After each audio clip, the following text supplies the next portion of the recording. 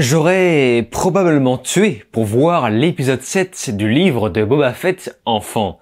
Mais malheureusement aujourd'hui je suis vieux.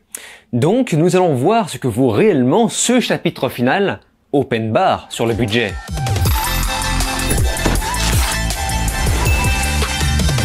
Salut à tous, c'est Vince, alias Amir Game, et aujourd'hui on se retrouve une nouvelle fois, voire une dernière fois sur la série. Allez, j'arrête.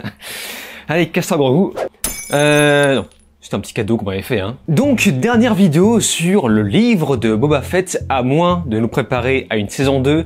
Ça, évidemment, on en reparlera tout à l'heure. Mais avant tout, j'invite les nouveaux arrivants, comme à chaque fois, à me rejoindre sur ma playlist consacrée à cette série, juste en notation. Surtout si vous souhaitez avoir mon avis sans spoilers dans la première vidéo. Mais aujourd'hui, nous sommes sur la dernière vidéo sur cette saison, donc j'invite tous ceux qui m'ont suivi depuis le début à me rejoindre sur les réseaux sociaux, donc Twitter, Facebook, TikTok, Instagram, etc. Tous les liens sont dans la description. Et bien sûr, abonnez-vous à ma chaîne YouTube et surtout cliquez sur la cloche, comme ça vous êtes sûr de ne rien manquer, surtout par rapport aux autres contenus de Star Wars qui vont arriver à l'avenir. Bref, aujourd'hui on parle de l'épisode 7 au nom de l'honneur. Un épisode copieux encore une fois de 1 heure. Donc accrochez-vous. Et un épisode malheureusement réalisé par Robert Rodriguez, donc il faut s'attendre à un retour des Vespas de l'espace, mais peut-être qu'il serait temps de lui laisser une seconde chance.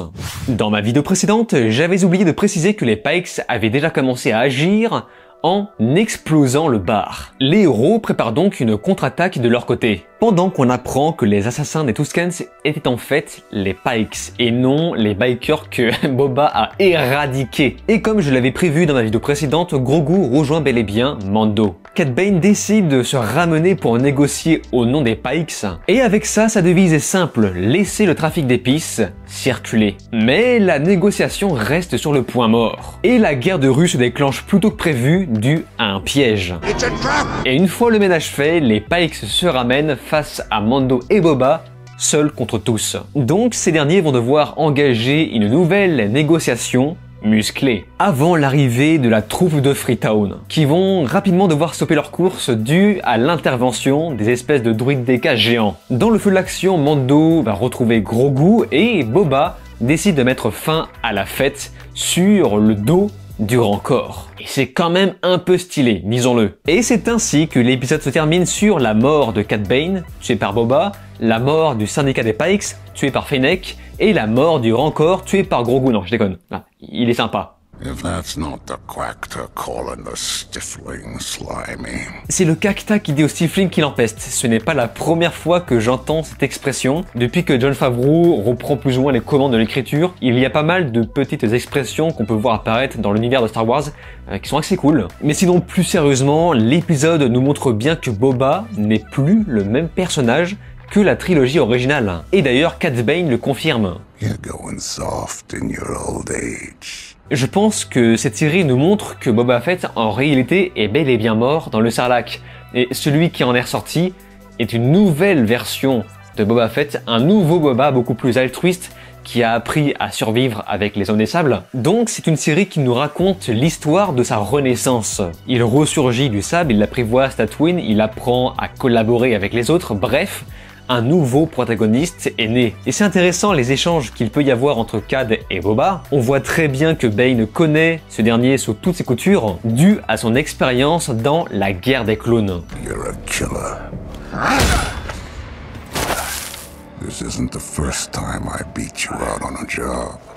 Finalement, pour lui, Boba Fett n'était qu'un clone parmi tant d'autres. Et c'est justement là son erreur, là où il pensait donner une leçon à Boba, et bien en fait, c'est l'inverse. Fett nous montre que sa dernière leçon a déjà été prise avec les Tuskens, évidemment dans le combat au corps à corps. Consider this my final lesson.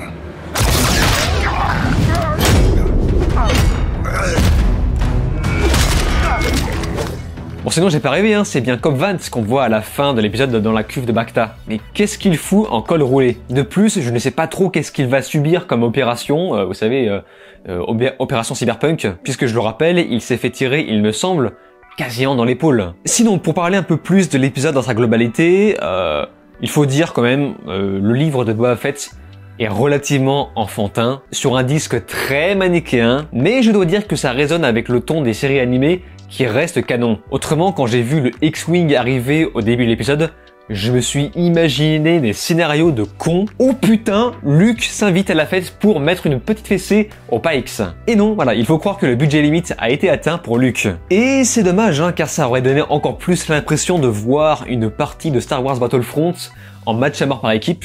Enfin, c'est ça, hein. Enfin, là, cet épisode final, c'est complètement du Star Wars Battlefront. Sur la map Tatooine avec comme héros Boba Fett et Mando. Mais malgré tout, on sent que beaucoup de choses ont été misées dans cet épisode, qui est quand même un espèce de festival du panorama, avec des moments plutôt forts comme le fameux face-à-face entre Boba Fett et Cad Bane. De plus, ils ont bien pensé à remettre son casque pour que la magie du fanservice fonctionne. Par contre, je ne suis pas sûr que le flashback sur la mort des Hommes des Sables était vraiment nécessaire. J'avais envie de leur dire, vous savez, on a vu la série, hein.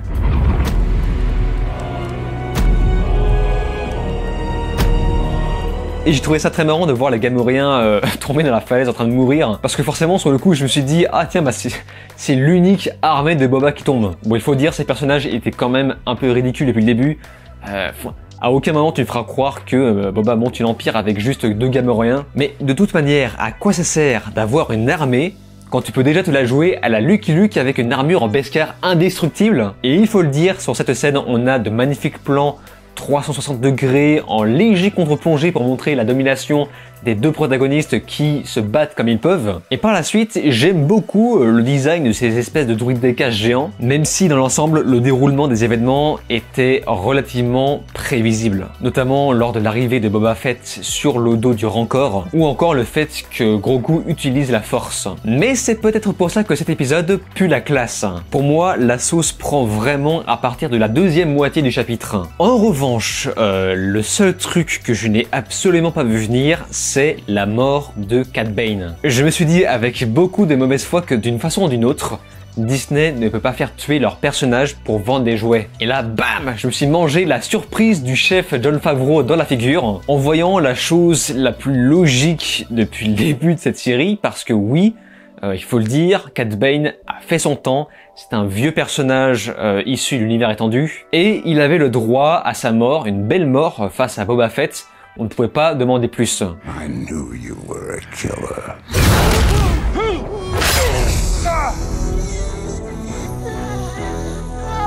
Voilà donc, un épisode vachement chargé, j'ai encore 2-3 choses à dire, mais avant de conclure, j'entame la partie de vos commentaires de ma vidéo précédente pour compléter cette vidéo comme d'habitude, en commençant par César qui dit que le fait de faire revenir Grogu aux côtés de Mando annule un peu ce qu'il s'est passé à la fin de la saison 2 de The Mandalorian. Et j'ajouterais même que pour moi ça annule quasiment toute la série The Mandalorian. Bon évidemment, à part tout ce qui s'est passé avec les quêtes annexes, Bo-Katan, etc.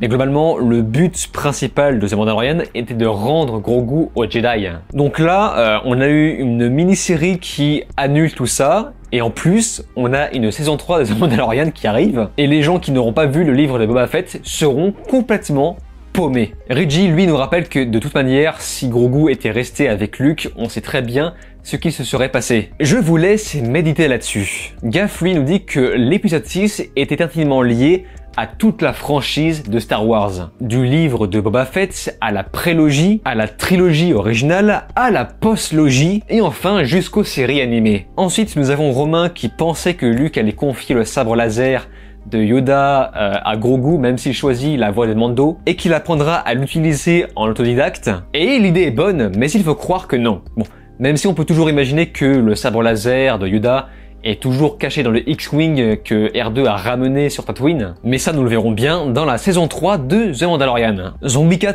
pense que Grogu portera le sabre noir, et j'en doute, car le sabre noir est plus un symbole de Mandalore, et c'est une quête qui appartient à Mando. Nous avons ensuite Sébastien Cosmo qui nous dit que la fin de l'épisode 6 est une référence au film Baby Cart, le sabre de la vengeance. Et ce n'est pas la première fois que j'entends ça, malheureusement je n'ai pas encore vu ce film, mais c'est dans ma liste, voilà, je le dis. En tout cas, je mets son commentaire à l'écran pour afficher un petit peu toutes les références qu'il fait pour ceux qui connaissent le film. Blastbond74 nous dit que le flashback de Grogu qu'on peut voir avec les Jedi face aux clones est en fait un fragment d'une série d'autres qui apparaîtront plus tard. Et ça, c'est pertinent, et oui, je pense qu'on verra ça plus en profondeur dans la saison 3 de The Mandalorian. Et nous finissons sur Romuald de Navo qui, comme beaucoup d'autres, a un peu bugué sur le fait que Luke sort le sabre de Yoda, en se disant mais attends, c'est bizarre, normalement Yoda n'est pas censé avoir perdu son sabre face à Dark Sidious, d'autant que j'ai vu d'autres commentaires dire que le sabre de Yoda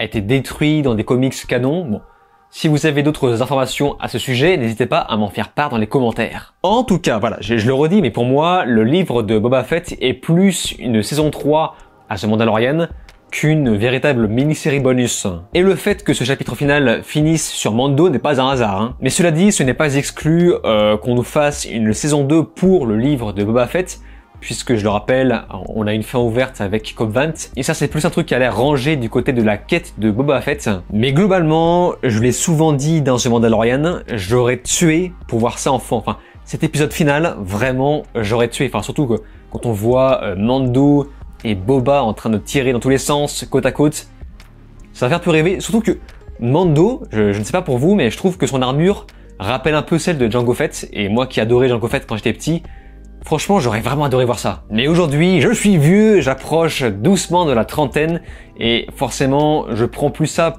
comme un espèce de bonbon fan service, mais un bon bonbon, hein, puisque à l'exception de la mort de Cad Bane, la saison pour moi s'est déroulée à peu près comme je l'imaginais, c'est-à-dire une mini-série avec un peu de remplissage et une fin épique. Bon, j'avoue, les 2 épisodes consacrés à The Mandalorian, ça aussi je l'ai pas vu venir. Je savais qu'on allait voir Mando, hein, mais peut-être pas au point de nous greffer un peu de The Mandalorian. Mais bon, dans l'ensemble, je suis content d'avoir vu cette série, c'était agréable à regarder, même si ce n'est pas foufou, il y a eu des hauts et des bas.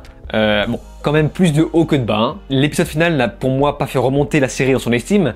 Disons qu'elle s'est maintenue par rapport à l'épisode 5 et 6. En tout cas, de votre côté, n'hésitez pas à me faire part de votre avis, de vos analyses sur le sujet dans les commentaires. Peut-être que je mentionnerai ceux qui me paraissent les plus pertinents dans une potentielle vidéo sur une saison 2. On ne sait pas. Mais en attendant de vous lire, encore une fois, je vous invite à me rejoindre sur les réseaux sociaux.